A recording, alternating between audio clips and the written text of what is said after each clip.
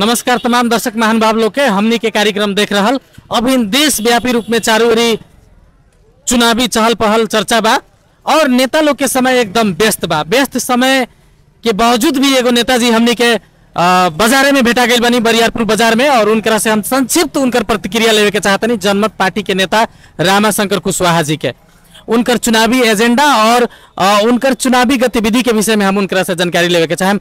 रामाशंकर जी अपने चुनाव लड़ गई बनी, बहुत बहुत पहले धन्यवाद अपने के।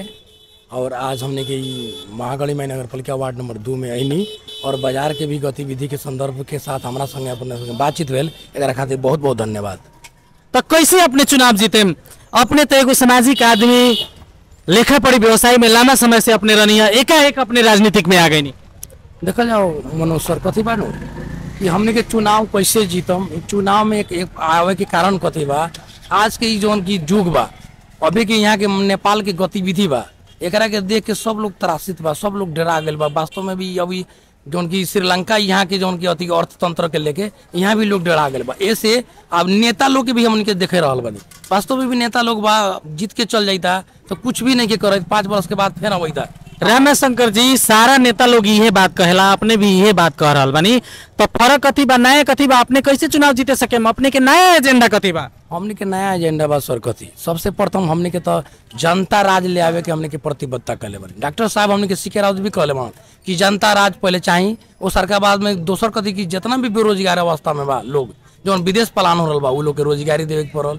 चौथका बाद में निःशुल्क शिक्षा भी होके पड़ल, जैसे कि +2 के लड़का सके भी अभी भी देख रहा बानी अपने के 1000-2000 के महीना भी लाग रहा बा। चौथका बाद कथी कि अपने स्वास्थ्य के लेके अगर यहाँ भी देखल जाए तो बहुत ज्यादा समस्या में बा। और यहाँ के भी डॉक्टर सभी बाटे, कोनो भी MBBS यहाँ के स्थानीय में नहीं के, MBBS डॉक्टर की भी व्यवस्था करे पड़ी। और चुनाव रह गल बात कि चुनाव के हम जीतम कैसे, एक अपने के मतलब की बात बतावे के चाहता। चुनाव जीते के एक ही को लक्ष्य बा, कथी कि हमने के मांस दारू खिया के तो चुनाव ना जीत सकम सर, हमने के प्रेम भाव से चुनाव जीतम। चुनाव जीते के मतलब कथी बा, काहे चुनाव जीतम? चुनाव जीतम तो काहे कथी करम? चुनाव के हम जीते के कारण कथी बा कि हमने के समाज में जो विकृति बा, विसंगति बा, एकरा के हटावेला।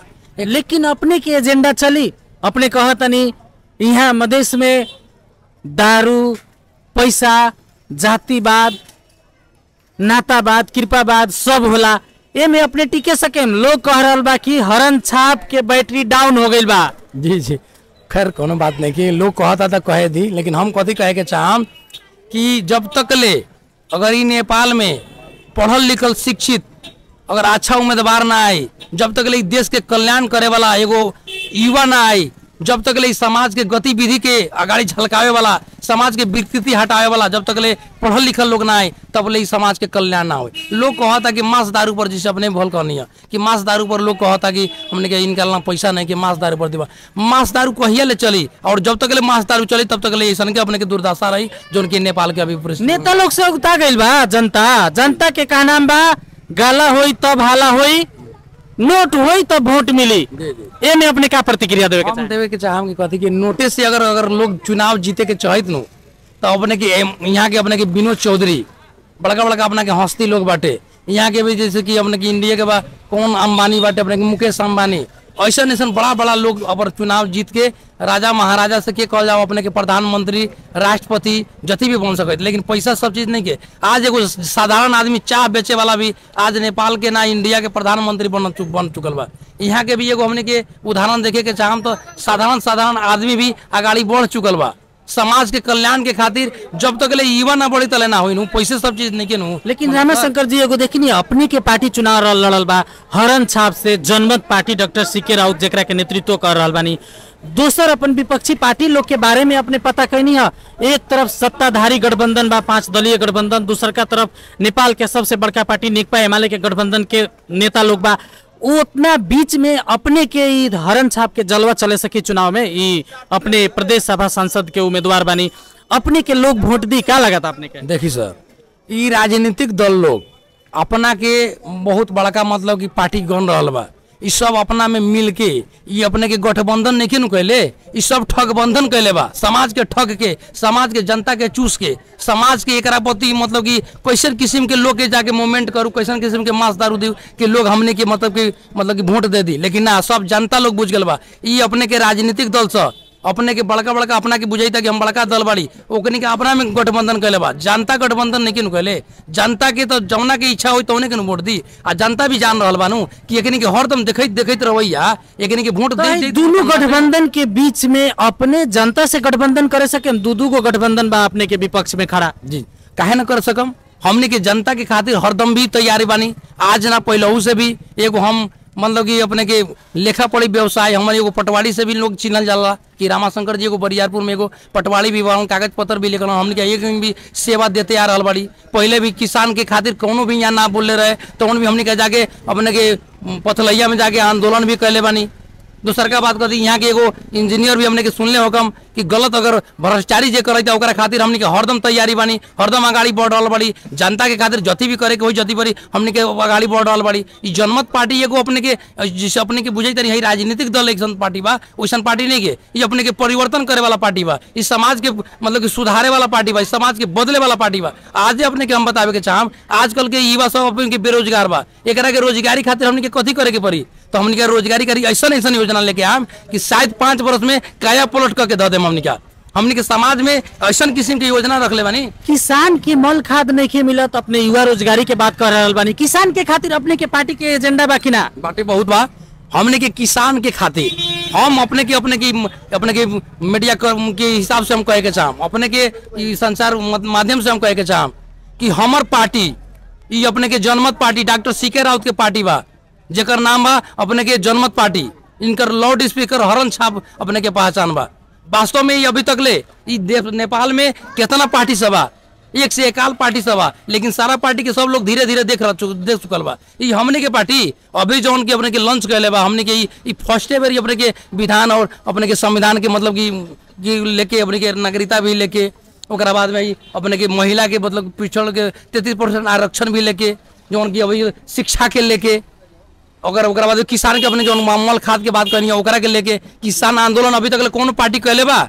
हमने के किसान आंदोलन करे वाला फर्स्टे पार्टी जेकर नाम है जनमत पार्टी, डॉक्टर सीके राउत के नेतृत्व के पार्टी, जो अपने के हरन। तो अभी भी विश्वास करी रामाशंकर जी अपने मधेश आंदोलन में लगनी, एक बाद में राजपा में लगनी, अपने लेखा पढ़ी व्यवसायी लोग कहेला वो मुद्दा लिखेलन, बहुत लोग के झगड़ा लगावेलन, पटवारी हवन, बहुत खेत केहू के नाम पे लिखवा देवेलन, ऐसा आरोप बा। अपने इस सब आरोप के बीच में जनता अपने के वोट दी, अपने के विश्वास बा बरियारपुर के क्षेत्र नंबर 2 के जनता अपने पर विश्वास करी। देखल जाओ सरकार जितना भी अपने आरोप लगनी है ये बिल्कुल सरासर गलत बा। ऐसे हम कहे के चाहम कि हमनी के समाज में बड़ी हमनी के सब लोग चिन्ह रहा बा। आज यहाँ अगर जितना भी उपस्थित बा लोग सब, ये लोग से भी अपने पूछ सकता नहीं कि वास्तव में रामाशंकर जी कैसा आदमी बा।